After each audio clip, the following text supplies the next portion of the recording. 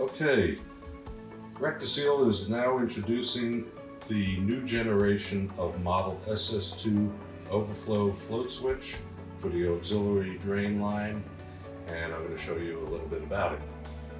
So you can see here that unlike the SS2, it's a little bit smaller, and you'll see that the bottom of the device actually sits a little bit below the outlet of the drain pan outlet.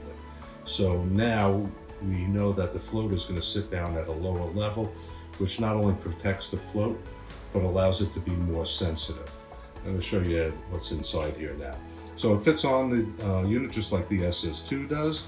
And what they've done is change the top cover. So the float switch still goes through the middle of the top cover, but instead of having to pry out the cap from the device, it simply uses these cams to unlock the top cover.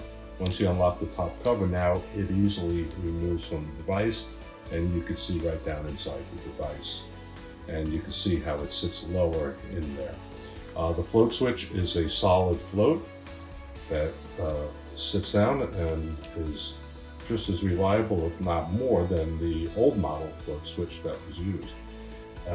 Again, now just to put the float switch back into the device, we simply put the top cover back on. We close the cams like this, and now you're set. Now, you can see here that it uses a ratchet system. So these SS2 models will come with the float down at the bottom of the device, preset from the factory.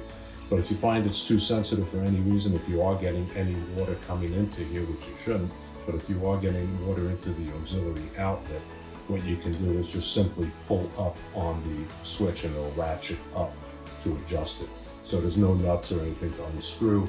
It's a simple, clean design. I think you're going to love them. Again, this is the new generation of SS2 from Rectiseal. Thank you.